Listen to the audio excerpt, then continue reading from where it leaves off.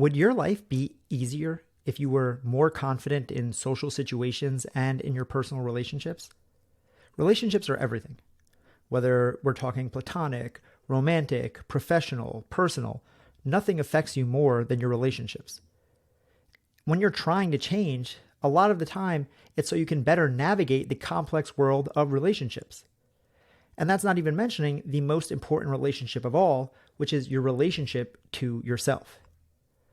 A better understanding of relationship dynamics, both to yourself and to others, will take a ton of pressure off of you and allow you to more confidently move through your change journey so you can achieve success in whatever area it is you're after.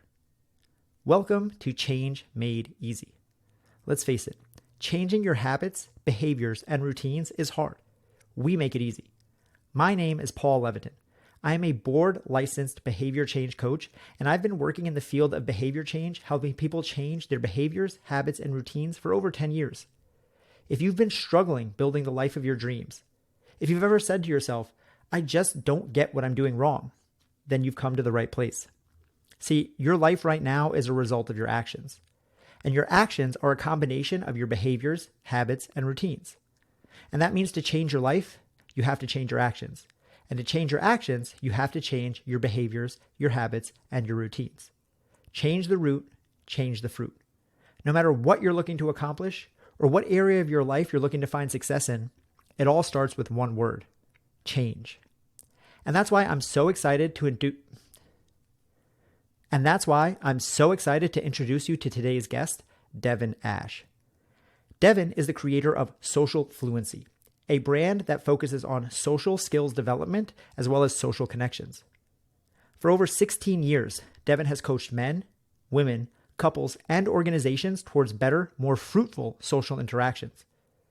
On this episode, Devon and I discuss the true meaning of self-confidence and how you can start to build it inside yourself, an easy challenge you can take today to push yourself out of your comfort zone, as well as the risk of living in what Devon calls social scarcity. If you're looking to create positive life change, you're probably excited for it to happen quickly. So make sure you listen for Devon's strategy of speeding up by slowing down. And with that, please enjoy this conversation with Devon Ash.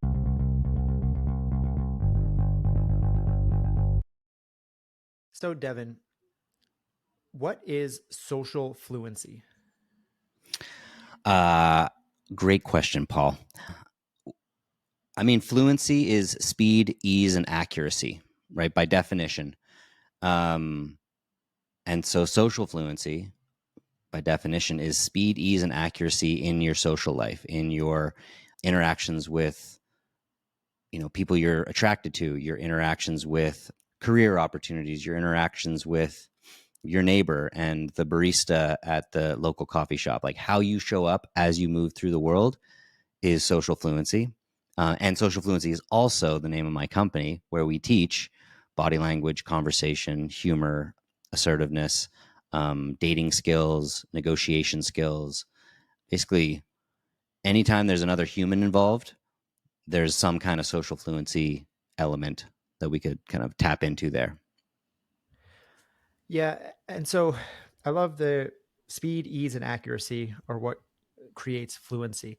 So I'm curious how you bring each of those words into what you do in the social realm. Like, what does speed mean in a social setting? Yeah. So speed is one of the ones that it's kind of a misnomer, maybe, because while I want you to be fast in your mind, I actually want people to move and speak really slowly. We, through mirror neurons with other people, if we're speaking really quickly and we're moving with like some kind of anxiety in our body, other people will start to feel that anxiety themselves. So our ability to think quickly on our feet and then behave slowly is the ultimate goal. So yeah, speed, ease, and accuracy is what social fluency is.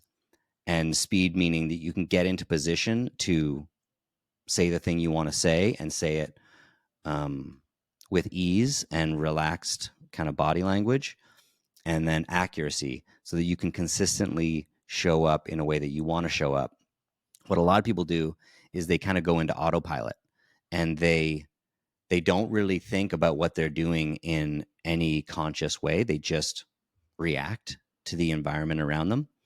Um, Versus someone who's gone through my training, they're kind of counterintuitively, I'd say they're being more natural and more a normal version of themselves, because people are often wearing like kind of like a protective mechanism that they defend themselves from the world around them unconsciously for the most part.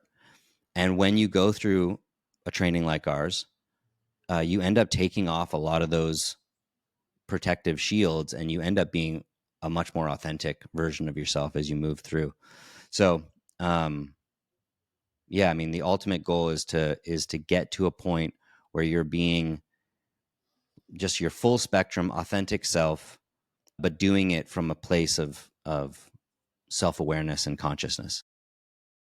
Real quick, we'll be back to the show in just a few seconds, but right now I just have to tell you about my free weekly newsletter.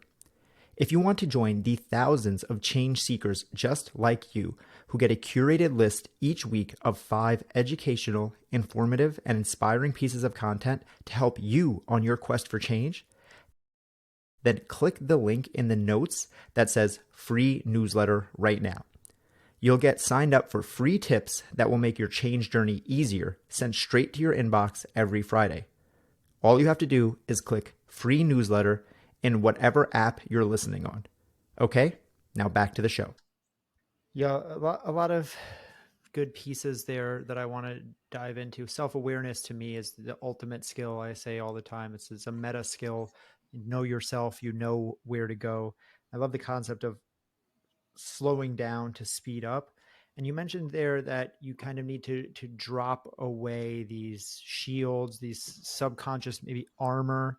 If you listen to Brene Brown, she talks about the armor that we all hold. Mm-hmm. You need to kind of drop all that. So, what is the power that you see in letting go?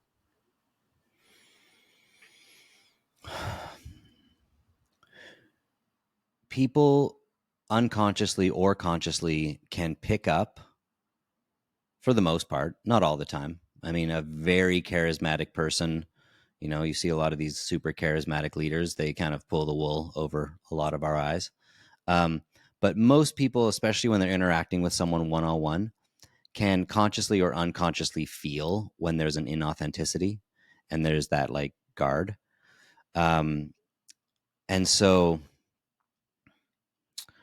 if you walk around protective, like this is protective body language, right? I'm like kind of tilting my head down. I'm like protecting my neck. I'm like kind of maybe crossing my arm across me.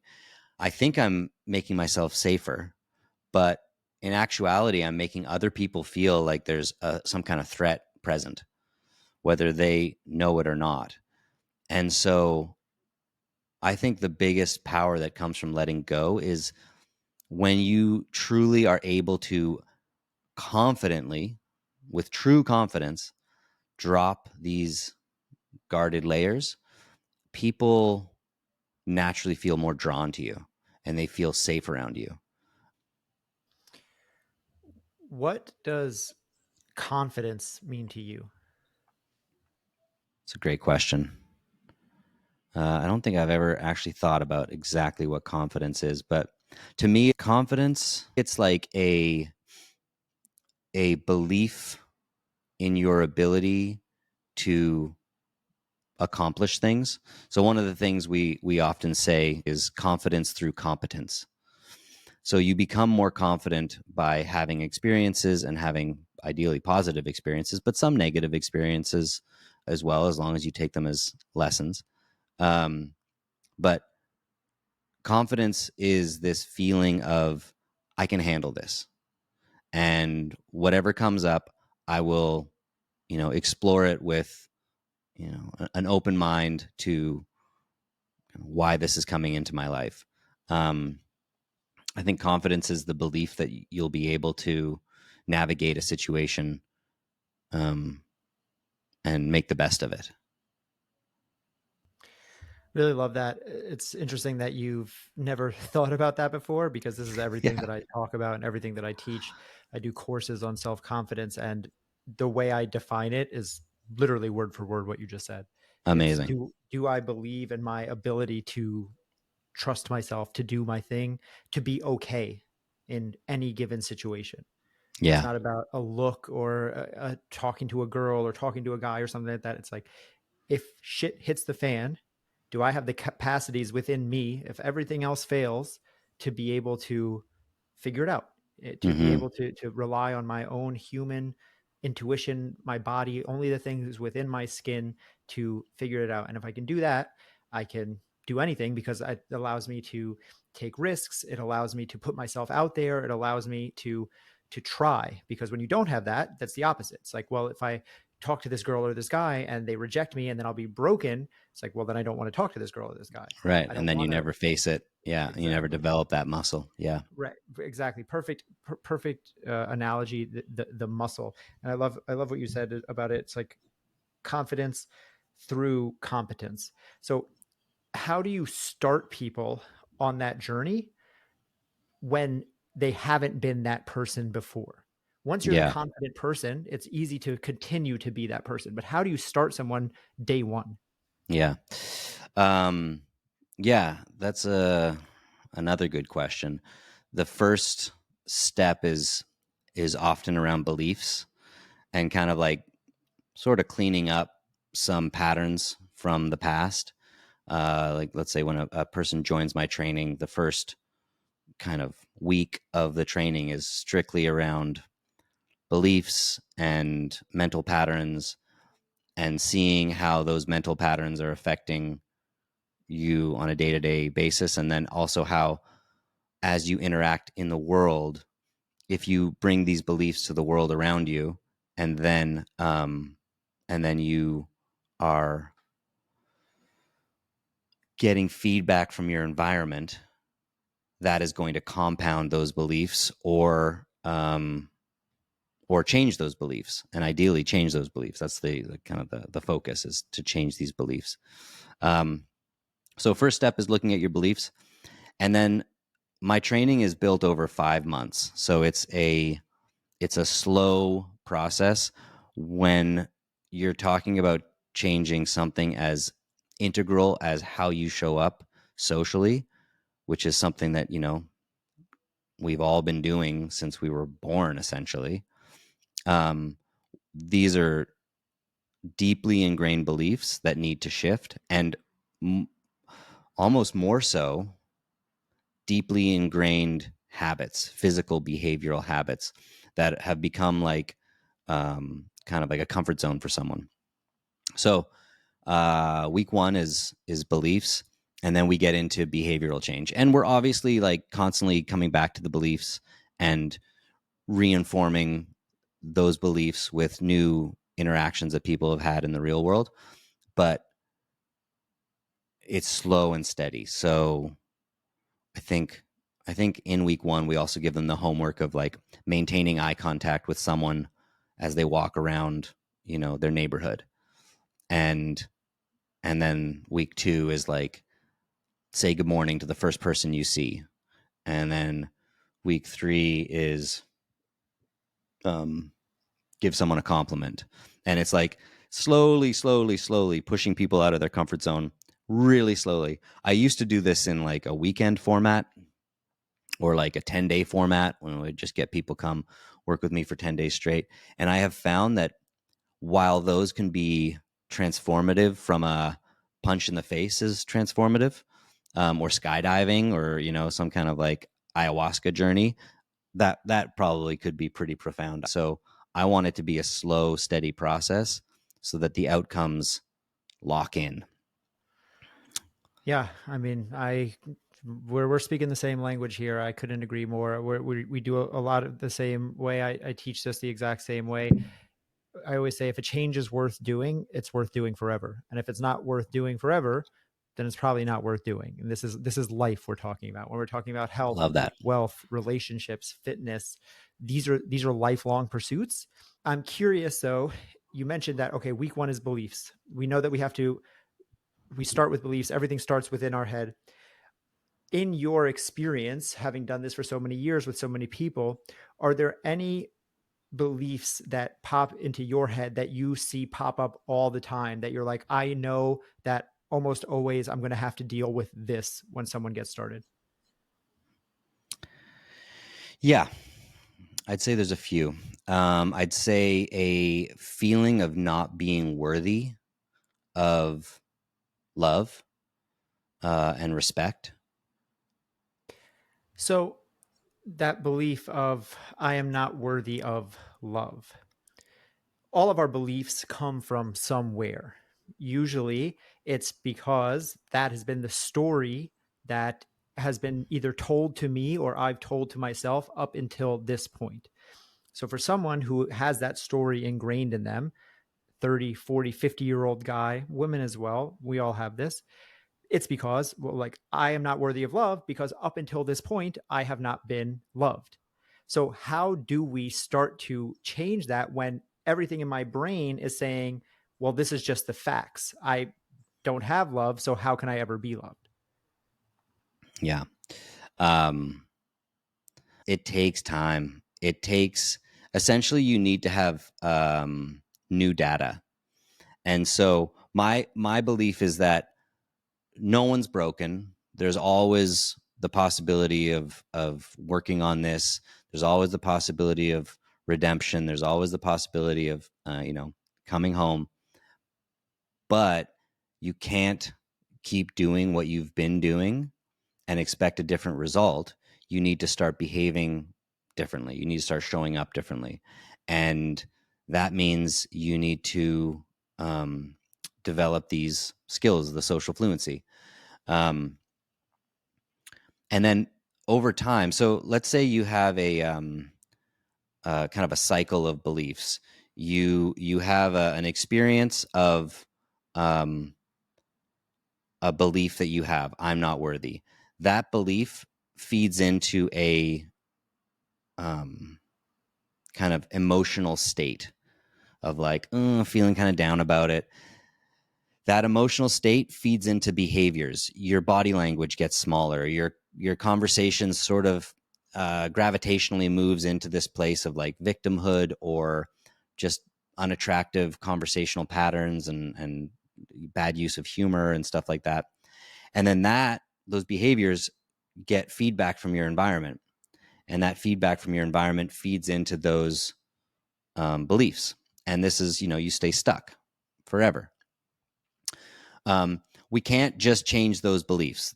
Again, go do ayahuasca if you want to change your beliefs in a weekend. But I can work with their behaviors, and so when I work with their behaviors and I give them new patterns, new body language, new ways to show up, then they start getting new feedback. And maybe they don't get new feedback right away,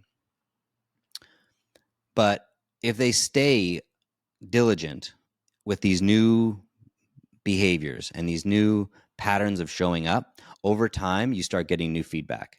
And then that new feedback makes you think, oh, well, maybe there is the possibility of change. And then that gives you this kind of different vibe in your emotional state. And then that informs a new behavior.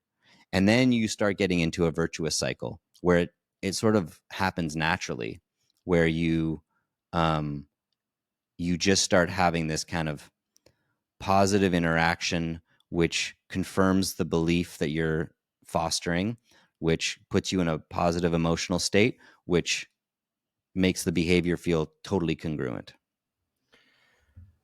Beautiful. I love the concept of a virtuous circle. Everything is a flywheel. And, we go into, people talk about a downward spiral all the time, but we can also create that upward spiral. And our positive beliefs change our actions change our beliefs, and we start to lift ourselves up. And up until now, we've spoken a lot about us, me, right? How I can change my beliefs, my this. But when we're talking about relationships, there's another person in that dance, whether it's a romantic relationship, whether it's a business relationship, whether it's a friend relationship, whether it's just going to a cocktail party and talking to other people. So, how much of this is on me? And how can I start to affect relationships when there's so many pieces that are outside of my control. Yeah. Well, I mean, one, we just have to surrender to the fact that um, we don't have total control of the stuff happening around us, and um, you know, we're just part of the equation. Um, I would say, the concept of assertiveness sort of comes to mind here, which is one of the tenets of what we teach, which is I'm responsible for my own actions and my own behaviors, and other people are responsible for theirs. Um, there's people who are passive, just kind of go with the flow. They're trying to manage everyone's experience and try to make everyone see them in a certain light. There's people who are aggressive and they're like kind of forcing their way. There's passive aggressive who are the more manipulative of the options, and they're out there, acting passively, but ultimately have an aggressive intent. But they're all trying to control other people. Whereas assertiveness is you're just like, hey, I'm going to be comfortable setting boundaries. I'm going to be comfortable being clear on my desires and my intention. And if that doesn't align with someone, then let's talk about it and see why it doesn't align, and if there's a possibility of some adaptation from both of us. But the other thing is when you have an abundance of opportunities, you don't feel like any one situation needs to work, perfectly. Um, I was just speaking with a student, just had him over for a coffee. Um, and and we were just talking about how nice it is you have when you have friends who you introduce and they become friends. And now a person who has not a lot of friends is going to feel like a scarcity in, oh, they're hanging out without me. Like, oh, I'm being, removed from this group. But if you have a lot of connections and then some of them start becoming friends outside of you, it feels like you're building this tapestry of community. So I I'm very assertive. I set boundaries. I set expectations. I'm clear about what I want and what I don't want. And if it doesn't align with someone, I'm very comfortable being like, well, then this probably isn't a good fit. And then that creates a safe space for other people to ask for what they want.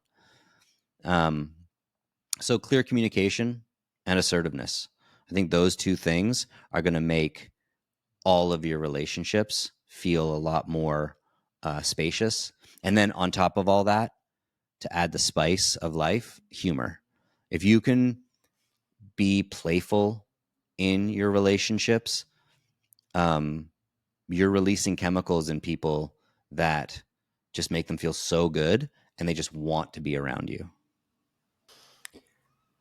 So, again, up until this point, we've spoken a lot about us being single, building relationships, getting into those first steps. But now to flip the script a little bit, we are all in relationships, and sometimes we can feel like what I have is a good thing, but our growth doesn't stop because we're in a relationship. So what happens if I change? Does that change the dynamic of my relationship? If I'm continuing to try to do better, be different, level up, whatever it is, what happens to the dynamic of the relationship that I worked so hard to create? Yeah. Yeah, I think this is a common thing with people in self-development, right? They'll get into a relationship, they'll start exploring different ways that they want to show up in the world, and then they'll feel like they sort of outgrow their relationship. Um, my attitude has always been to invite my partner on the journey with me, but be clear that this is a journey that I'm going on, that I want them to come, but this is a journey that I'm going on. And now some people might, you might interact with some friends and you're like, you know what, I'm kind of just, I love these guys. but I kind of just outgrew this group. Um, I would still recommend that you at least make the invitation. You at least make the offer. You at least say, "Hey guys, you know, I love hanging out with you, love grabbing drinks with you. I'm reading this book over the next 2 or 3 months. Do you guys want to read it together? And we can like kind of discuss it and like, we don't have to be like, a book club necessarily, but I'm working on this area of my life. I think you guys would benefit from it a lot. And I'd love to kind of bring you guys along for the ride as I do this. Um, and the thing is, if they say no, usually one or two will be like, yeah, let's do that. Um, but if you find that they don't, it's probably time for some new blood in your life. Yeah, I mean, very well said. I've had this experience as well, being on my own personal development journey for so long. And one, as you said, no judgment anywhere, any way, shape, or form. But it's interesting. It comes back to the assertiveness one that you said. You're like, well, I'm telling these people like this is what I'm doing, and you get with it, and that's fine. And if not, that's okay. But where people retract there, it goes back to the scarcity that you were talking about, right? It's like, well, if I have these friends and these are my friends, and like I'm going to go hiking or do the thing that I want to do, and they don't want to come with me, it's like I might lose these people, and then that ends up holding me back. Whereas, as you said, it's like that just might be time to like a snake shedding its skin, or you leveling up. And it also doesn't mean that you can't have different friends for different things. You can Exactly. still be involved with people in different ways. So my last set of questions as we start to wrap up here, Devon, hmm what is the change that you want to see in the world? Um, I do sometimes feel like I'm a hammer and I just see nails everywhere. It's like social. It all comes to me these days. So much of it comes down to social. Again, I've been doing this for 16 years. I was doing this, uh, I want to say before Instagram was around, which is wild. But I, I truly believe that if we were more socially connected, the world would be an absolutely different place. Um, the depression rates just like bumped up in 2008 when the smartphone was invented, released. And so I think we're in a really interesting time right now where people are trusting the internet less and less and less, with AI and like that Sora video thing just came out, and they're like fully recreating like HD video with like just a little prompt. So I think we're going to be moving into a time where no one trusts anything online, and real world connections are going to be the only thing that we put actual weight on. So my hope is that the atrophied muscle that has just gotten completely weakened over the last 10 years, but certainly during COVID, like really got weakened, this social muscle. I hope that we can strengthen that and strengthen our communities and our connections. So we've talked a big, high level, 5,000 foot view this whole conversation. We've talked about fluency, and we've talked about confidence, and we've talked about relationships. For the last thing I want to leave listeners with, an action step to take the change that we've been talking about for this entire episode and make it easier so that they can take action and do one step today towards creating this change. What's an action step that they can take right now as soon as this episode ends? So, what the action step that I would put out to your listeners that's going to make this change really easy for them would be reach out to your 5 closest friends and ask them if they want to get on a weekly call, or ideally a weekly coffee, or hang out at someone's house, and start a circle. Because if you want to make change to your social life and your feeling of connectedness, you have to show up. You have to go and consistently show up for something. And I have found men's groups to be really helpful for me. And my wife's been in women's circles as well. And it's just like this: once a week, you're hanging out with these group of people and you're sharing what's going on for you, and you're listening to what's going on for them. And so that's not like maybe the easiest thing, because it requires you to take a few steps to get the outcome that I'd like you to get. But I think leverage wise, it's something you could get sorted in a day or two. And then next week you could be getting that kind of social need met. And then the other thing would be like really easy if you did this every day for a month. If you did it right, you could get some small kind of wins under your belt socially. Would be just to say hi to the first person you see every day. And that might be the same person, because you see the same person, obviously not your partner. If you wake up and you say hi, that would be weird. But if you live in a building and you have a schedule that puts you out 7 a.m. and there's also this other person that puts you out there 7 a.m., get in the habit of saying hi to that person. But if it's a different person every day, that's great too, because you're building the muscle for yourself, not for them. Love that. I love the second piece as well, the saying hi to someone. I'm going to challenge myself to do that every day this month. So thank you so much, Devon. Thank you for being here. I really enjoyed this conversation. Such a great conversation with Devon. So interesting to hear how you can think of social fluency as a skill that you can hone, just like a muscle that you can build. I loved his action steps, especially challenging us to get out and talk to strangers, even if it's just saying hello to the barista or a neighbor. Sometimes the simplest things are also the most impactful, and you just might make someone's day. Be sure to check out everything Devon is doing over at socialfluency.com, which is linked in the show notes. And I've also have Devon's social media handles there as well. Check him out, and I'll catch you back here next time.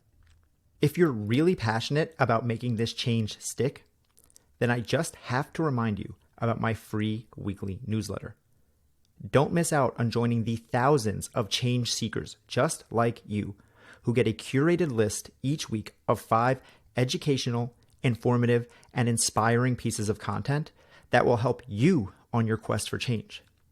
Go to the notes of whatever app you're listening on and click the link that says free newsletter now. And you'll be signed up to get free tips sent straight to your inbox every Friday that will help make your change journey easier. All you have to do is click free newsletter right now. Go to that link, and I'll see you back here every Tuesday and Thursday for new episodes of Change Made Easy.